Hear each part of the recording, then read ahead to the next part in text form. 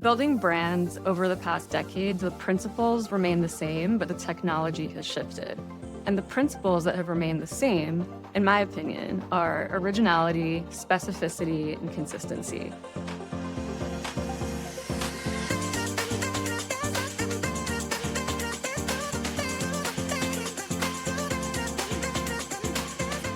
Hi, everyone. Welcome back to Built for Brand. Today, very excited. We're talking to Jessica Rosenberg, head of brand at AirOps. And we're going to be talking about brand building in the AI era. Raise your hand out there if you've heard of those letters. We're going to be discussing how creative teams specifically are adapting to AI tools, why trust and differentiation matter more than ever, and honestly, how marketers can use technology without sacrificing creativity.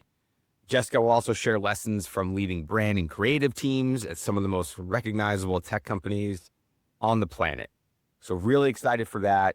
Jessica, welcome to the show. But before we do jump in, maybe my favorite part of the show, we do what we call Beyond the Billboard moment. What we do is our producers have pulled up a random out-of-home campaign or billboard. Quite frankly, we don't actually know until we click on the link. This is going to be a real-time reaction to what they found in the wild. And then Jessica and I will discuss if we think it worked for the brand. So 3, 2, 1. Jessica, I'm going to have you go first on this one. Yeah, this is a good one. I don't think we see creative like this in out of home anymore. This feels like, I don't know, I grew up in advertising. That's how I started my career. And even before then, I would read all of do you remember Loser's Archive?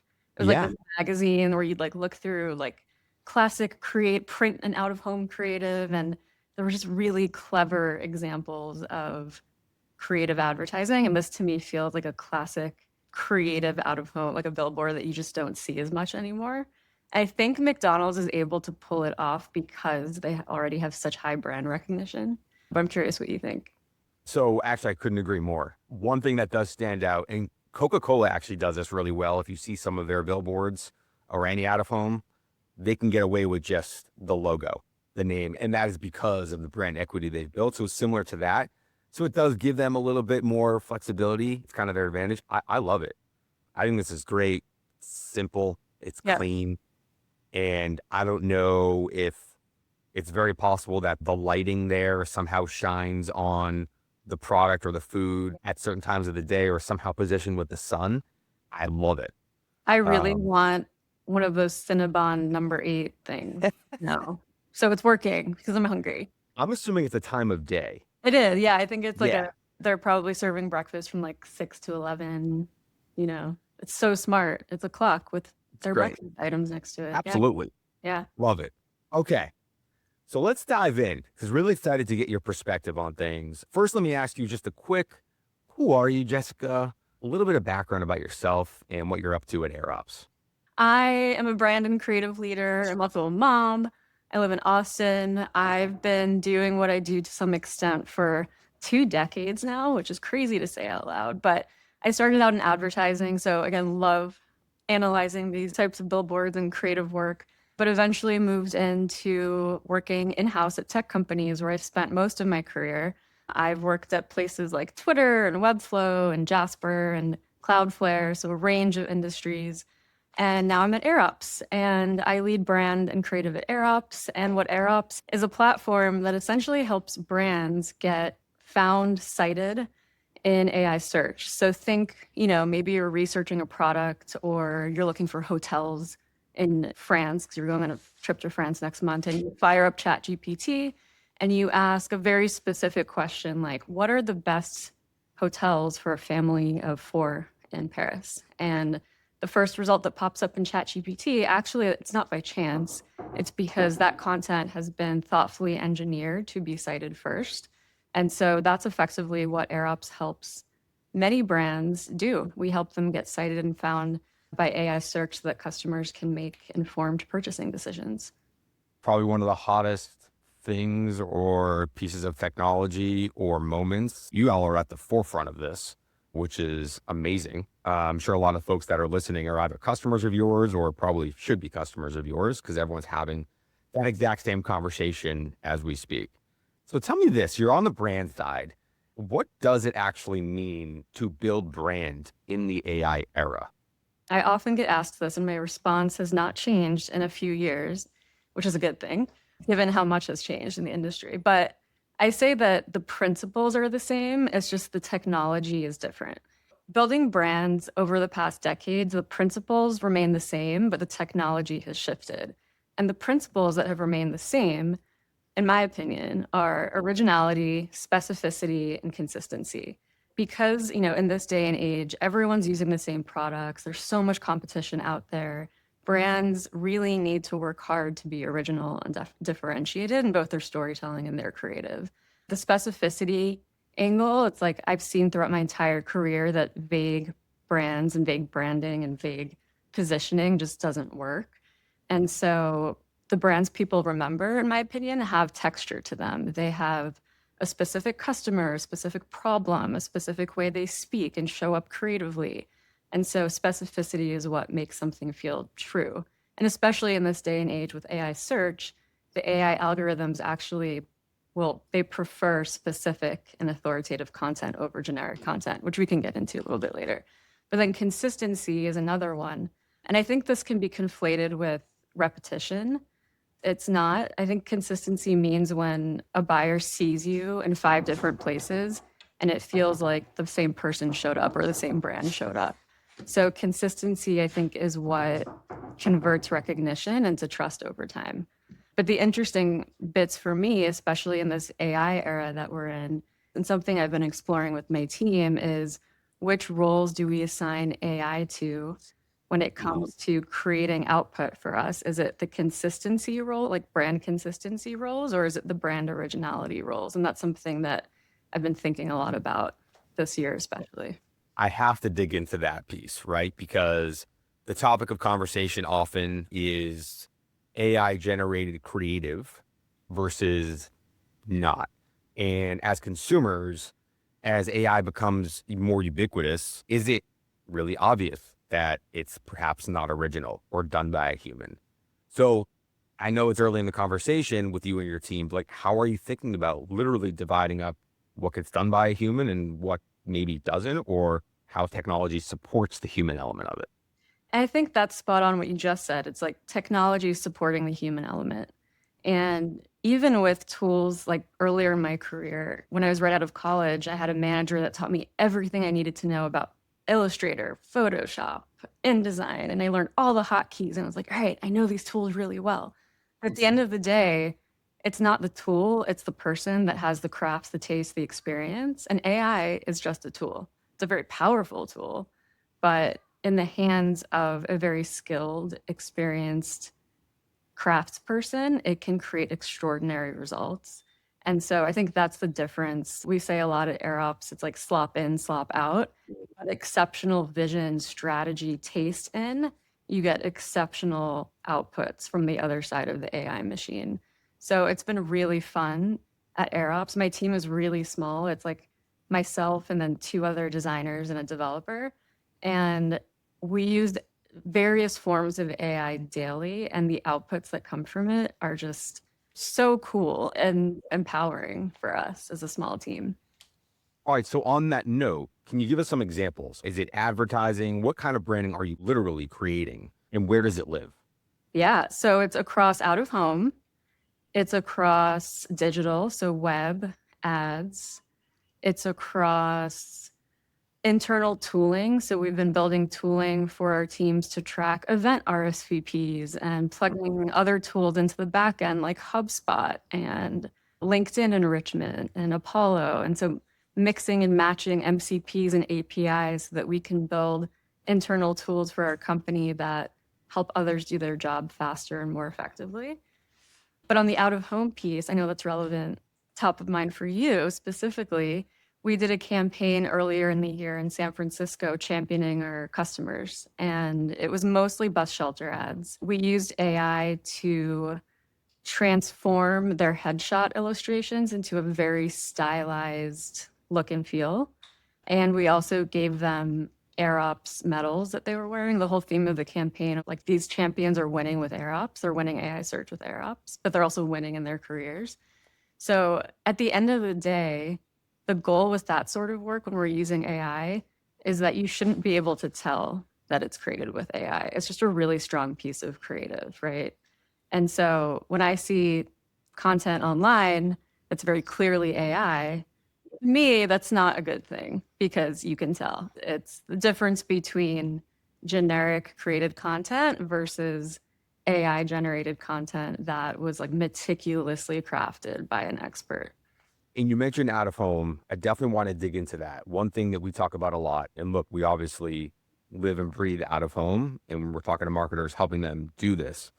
There has to be a human involved, whether the creative is all done by out of home or partially done by AI or all done by AI.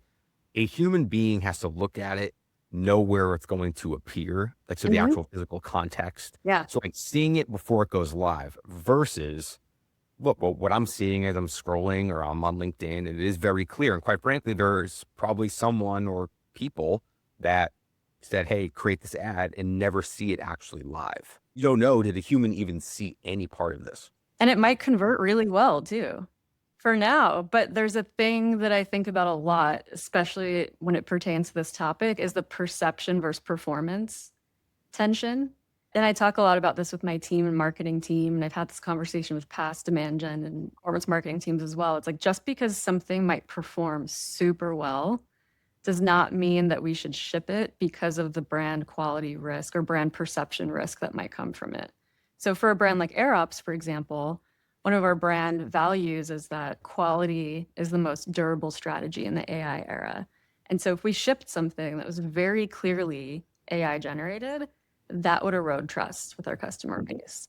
It's things like that where we have to still be very meticulous and a really close eye on the outputs that we're creating with AI.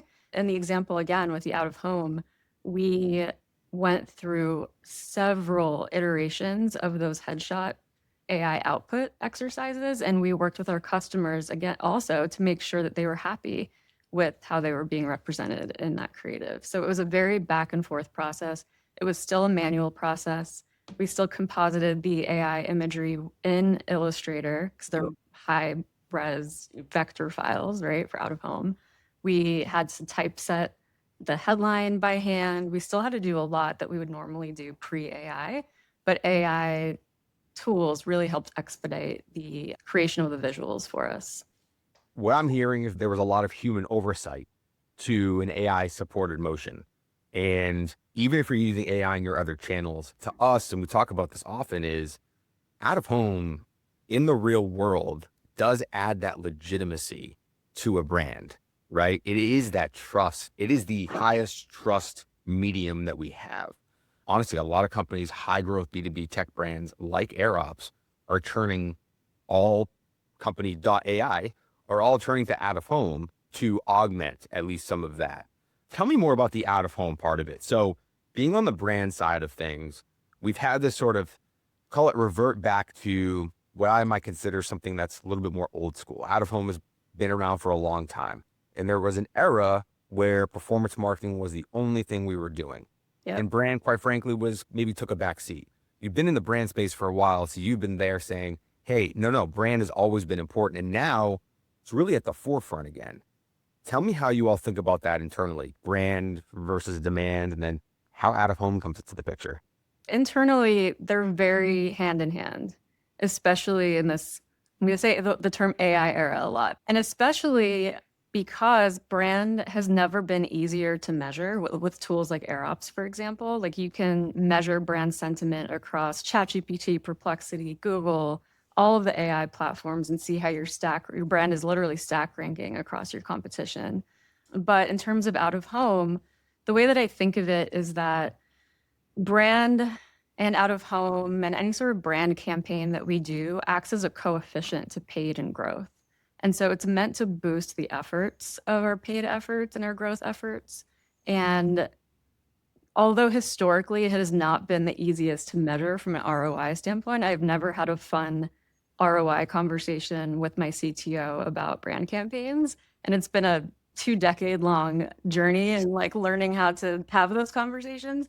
But now it's a lot easier to because paid and growth teams will take the brand work that my team and I work on They'll deploy it into CTV. We'll launch the out of home. We can target geolocated digital ads that surround those out of home cities. We can be more targeted and measured than ever to prove that brand is working and it is boosting our growth efforts.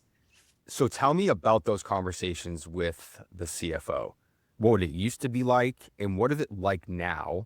Because I'm of the ilk that marketers, brand marketers, performance marketers in 2026 know that brand matters more than ever. But we talk about this all the time at One Screen, which is filling the confidence gap. The marketers know, but does the C-suite know? Does the CFO actually understand? Does the board know? So a lot of marketers need to understand. We just had a session about this last week during Boston Tech Week. What is the actual thing that you tell the CFO in order to get budget approved, for example? In my experience, because I've worked across different industries, especially in tech, the conversation shifts depending on your ICP or buyer, in my opinion. So at Twitter, which was technically a consumer brand, those conversations were easy. I did not luckily have to have them, but the brand team had massive budgets to show up at Cannes in big ways, to do huge global out of home campaigns. And from a consumer standpoint, it felt like a no-brainer. And coming from advertising where I worked on like Volkswagen, Wendy's, the budgets that would go into those campaigns were massive, right? And so moving into B2B and tech, Cloudflare was interesting because they're an internet security company and their main buyer is, let's say, a chief security officer or head of security. Brand meant a few things. It meant making sure those buyers were aware that Cloudflare existed and what we could provide for them. And it meant also that we were communicating a vision, a mission, and how the internet works in a new way consistently. Because what Cloudflare was selling was a brand new way of protecting your web domain from the cloud versus on-prem security solutions.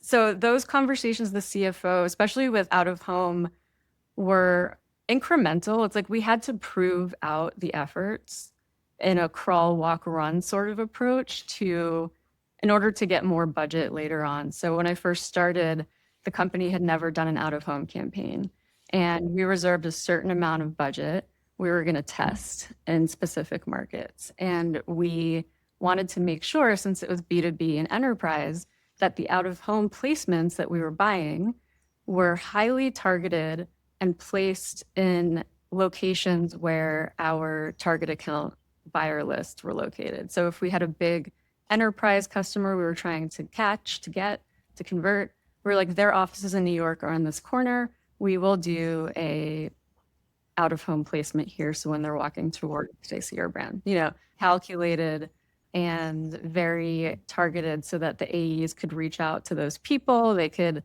try and make the connection. So it was very, very strategic. At AirOps, it's interesting because we track brand in a few different ways through the platform, like I mentioned. Again, through our paid and growth team. So we did a big brand campaign earlier this year. I mentioned we did out of home. We also did video, like creative videos involving our customers and deployed those across YouTube and CTV. And those are channels that we're able to measure, like unlike traditional TV, right? Before all of these online channels and tracking mechanisms were available, we're now able to really measure dollar in, dollar out and conversions of the brand spend that we're making. And similarly at AirOps, when I first joined, they had never really ventured into brand experimentation or brand campaigns before. It is to a crawl, walk, run approach where we start with a small budget, we test it, we measure it, we see what works. And it's also a lot of it, this next piece has been true throughout my career as well, is that there's the anecdotal piece of brand where people who are interviewing at the company, are they seeing our brand pop up? Do we hear about it from prospects? Do we hear about it from others in the industry? And interestingly, a lot of us heard, especially since we started experimenting with brand last year, and in Q1 and now Q2, we hear the term AirOps has been everywhere. And marketing and B2B folks will be like, AirOps is everywhere right now. Like I'm seeing you guys everywhere. And so those little anecdotes that come from many different places are validating in a way. It's not numbers that are proving conversions or pipeline, but the anecdotal meets the quantitative is a really healthy picture for proving out success for our brand efforts. I mean, that was all gold. The feeling of being everywhere, the anecdotal evidence. I mean, quite frankly, we have a lot of customers where sales teams are sending thank you notes to the marketing team. That rarely, if ever, happens. And it is because perhaps marketing was buying a billboard and providing air cover for a specific target account to land or expand. And yes, that does literally translate to pipeline, but just anecdotal of like, hey, the person I was calling or working with recognized us, or Yeah. someone in the C-suite that we were trying to influence recognized us because it's a larger buying committee, whatever the case may be. Yeah. Back to like your measure of success with brand, out of home specifically. Just if you were to summarize the buckets, because you've mentioned crawl, walk, run. How do you go from crawl to walk? Meaning, what was success? What did that look like? How was it defined with crawl? You mentioned using AirOps. I want to hear about that. Plus, did your paid channels become more efficient? Did CAC go down? How did you guys look at that? It's still relatively early considering we just ran our first brand campaign in one market earlier this year, and now we're doing one in New York on the subways. CAC is going down.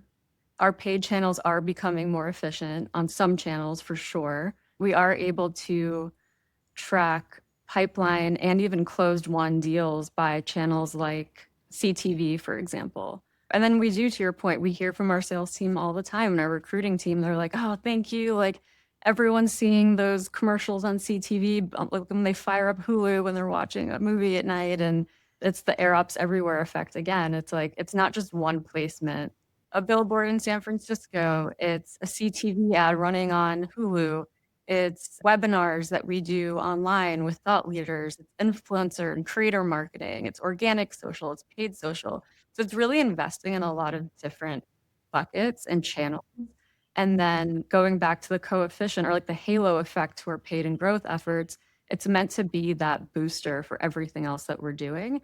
And so the hope is that someone on our target account list, let's say it's Apple, biggest brand in the world. Let's say someone working at Apple is in San Francisco and they're boarding the Apple shuttle and they see an AirOps bus shelter ad of our champion, Nicole Bayer, who's the CMO at Carta. She's on one of our out-of-home ads. And they're like, oh, AirOps, interesting. I've never heard of them before, but whatever. And then they move on with their day. And then later that night, they look on Hulu and they're starting to watch a show. And then Nicole pops up again and she's in an AirOps commercial. And they're like, oh, AirOps again. Huh, I wonder what they do. And it's a multi-touch, multi-experience journey that we bring our prospects on. That's not just one channel, one output, but it's really a complete awareness journey that we hope, works at the end of the day. So it sounds like there's just a lot of alignment internally. It sounds like you work really closely with the performance team or the demand team, right? And you kind of are moving in the same direction. So alignment sounds like it's critical. And then it sounds like also with the C-suite or CFO, whatever the case may be, it's getting them to a place where they realize that it's not necessarily a dollar in, a dollar out with all the brand channels, but we're getting closer, right? And the closer just means, hey, we have to look in the right areas, which also includes, by the way, using your tool. Can you tell us a little bit about that and how you're using AirOps to measure success with brand? So internally, it's very meta. We call it AirOps on AirOps. We're developing a whole marketing program around it so we can start storytelling it more. One of the major features of our platform is something called Brand Kit. And Brand Kit allows your brand and growth team to input your brand's voice and tone, your product lines, your audience information, company knowledge, so like case studies, stats, ideal buyer profile, all of like your company's knowledge and information. You can even connect it to other context resources like Notion or Slack. And from there, you're able to both see how your content is performing across ChatGPT, Perplexity, et cetera, as well as your offsite placement. So like what buyers and consumers and people are saying about your brand on Reddit, YouTube metrics, LinkedIn, even LinkedIn Pulse is a big one. And AirOps helps you identify those gaps in content, and then it helps you close the gaps on the platform. So an example of that, I can log into AirOps and be like, oh, like over the past 30 days, there's a huge content and citation gap around these topics and these terms based on what AirOps is flagging as what people are asking for in ChatGPT. So let's say in ChatGPT specifically, someone's asking for like the best AEO platforms for fintech. And AirOps identifies that as a gap. It's like, here's your competitors that are winning in these questions. You're not being cited here. And here's where we recommend that you close those gaps with content. Do you want to take action? Our agent's name is Quill. And Quill then goes, you hit enter, it takes action for you. Quill drafts something called a playbook, which is like a repeatable workflow that can close that gap for you this specific time, but then other times in the future. And it will create content, have you review the content. It's like, here's where I'm closing those gaps. Here's all of these old blog posts that you have that you could refresh and insert this content so you do close those gaps. And then you work with Quill to refresh and create your new content. You can connect it to your CMS like Webflow, Sanity, WordPress. We have all of them. Deploy the content right from the channel. And then you can start measuring the effectiveness of that in like one continuous loop. And from there, that's just one example of what you can do.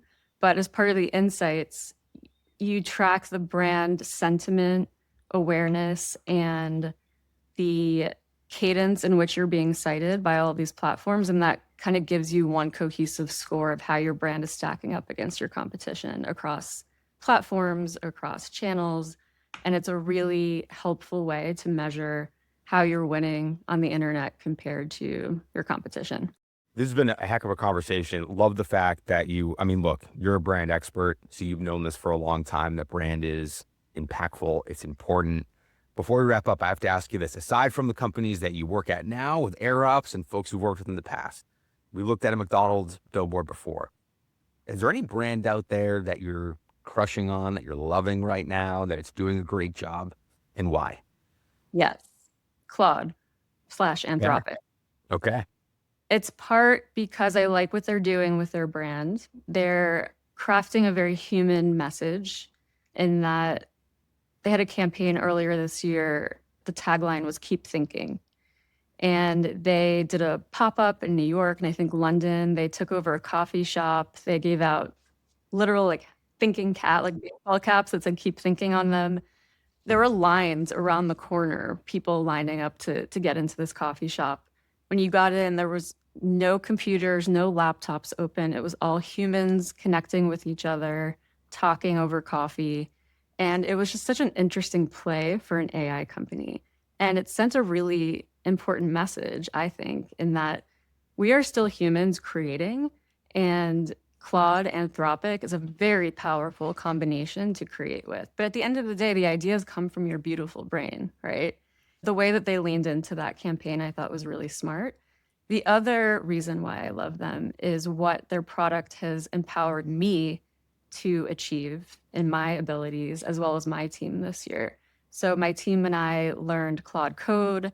We upskilled ourselves there. We became very fluent in the world of GitHub and Vercel and working in a terminal and building brand tooling for our company and creating experiences online that we would have not been able to do a year ago, not being engineers or front-end developers. So it's really helped us reach and even surpass our potential, myself especially, this year. And that type of association with a brand, like brands can only hope for that sort of association. Like I will forever be indebted to the technology that Anthropic has created because of what it's empowered me to do, you know? At the end of the day, I say a lot too, like brand is product, product is brand, and there's no, this is product over here and brand is over here. And I think Claude is a really fantastic example of how the two converge. I agree. And it's interesting to kind of recap this conversation. The underlying sort of common theme of what we're talking about is, I've heard the word human connection. You just talked about one of their campaigns that you love. And that's why we're having a bit of a moment. There's a bit of this rebellious movement, not against pure AI, but it is human connection. Yeah. It is physical, real world experiences. Event and conference attendance is way up, right? And you're seeing more and more folks leaning into doing things IRL. I love the perspective Congrats on everything at AirOps, and you guys are in a heck of a position, especially where we are these days. Jessica, thanks so much for joining us on the episode. I could talk about this stuff all day. So we'll have to do a part 2, Jessica. Yeah. All right, folks, look, that's it for this one. I am Greg Wise, and this is Built for Brand. See y'all next time.